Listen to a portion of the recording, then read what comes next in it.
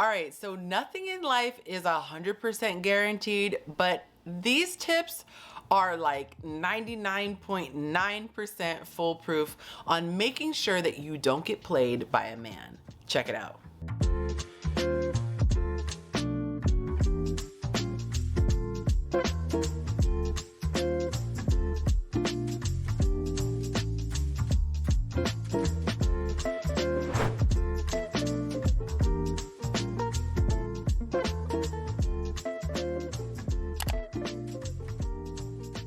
Hey everyone, my name is Yonci. Welcome to my channel, Chasing Yonci.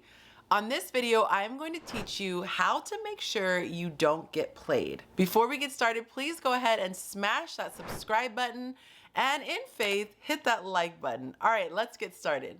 Ladies, if you're like me, you probably watch tons of videos on YouTube looking at ways to better your chances of getting in a relationship or improving the relationship that you already have. One of the things that I've noticed is that there's a lot of information that kind of teaches women how to manipulate a guy into getting what she wants.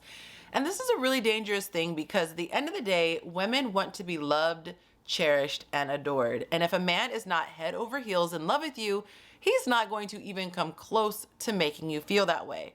So the best that we can do is understand where our power lies and learn how to harness it. Now, the number one thing I have to say before we officially get started is that self-love is the most important foundation anyone can have. And the reason why I know this is because I have experienced it firsthand. I used to have a sense of desperation, and I like to say that it's considered a dirty little word, but we ought to get more comfortable saying with it if it applies. How do you say it? Only the hit dog hollers? Anyway, I was that hit dog and I realized that there was a disproportionate desire for a relationship in my life, and I put way too much emphasis on a man coming and saving me from my dull life. I committed my life to figuring out who I was and learning how to live it the best way I could, which is why I started my entire brand, Chasing Yonci, because I'm chasing myself to see what it is that I love to do and see how I can live best. I recommend that if you find yourself extremely depressed about your loneliness, feeling like you are obsessed about your singleness, or constantly dropping the bar so that you could get whatever guy to give you attention, you might want to start there because that's the most important thing. But besides that, I want to let you know that guys are very predictable. This is really helpful information and it really simplifies things if you really truly get that in your head.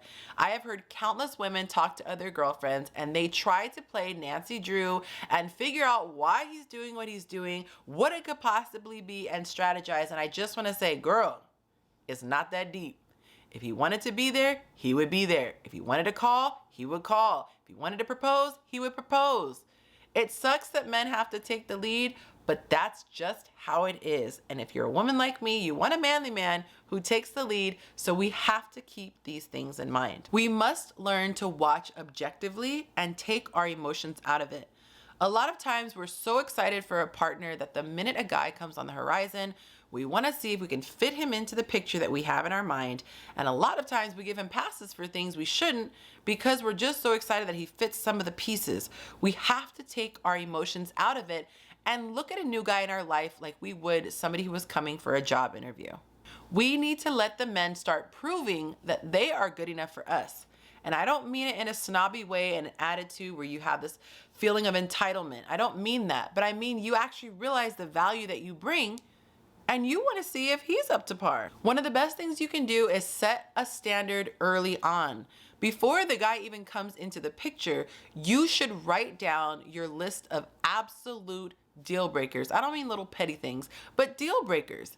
That way, when a guy comes along, the minute he violates something, you could speak to it immediately, or if it's a big enough thing, walk away. I hate to compare men to puppies, but they're like puppies. You gotta teach them and you gotta be consistent or else they will never learn. The consequences must be big enough, and if they're motivated to stay, they will do what it takes. One of the worst things that a woman can do is rewarding bad behavior.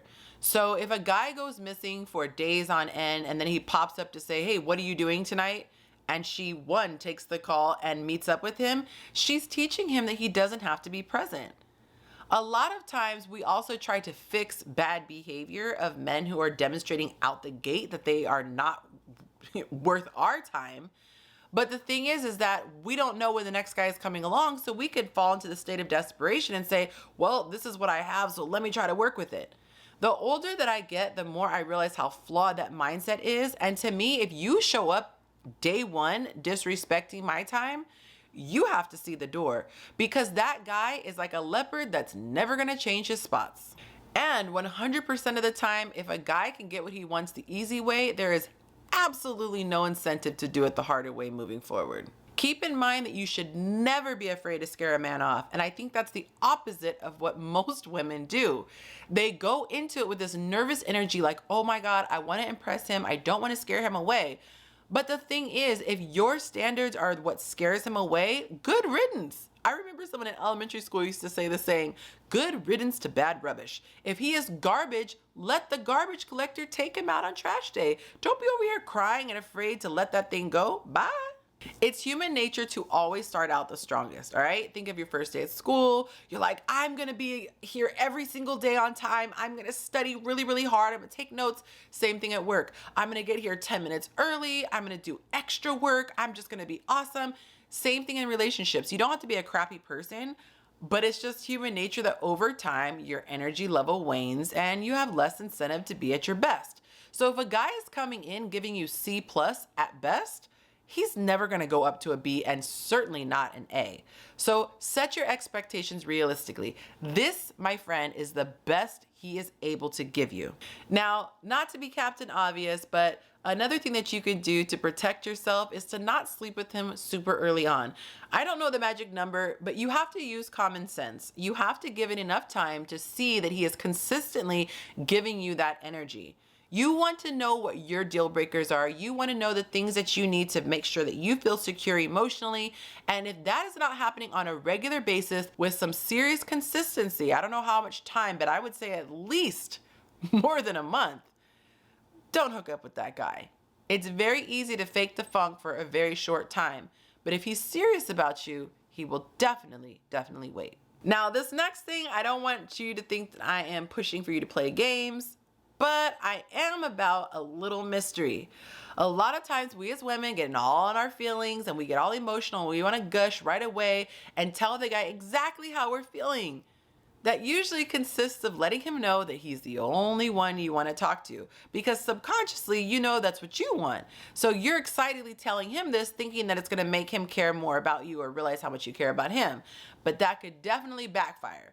Remember, psychology says we want what we can't have and we desire what is in high demand. So don't be so quick to spill your guts.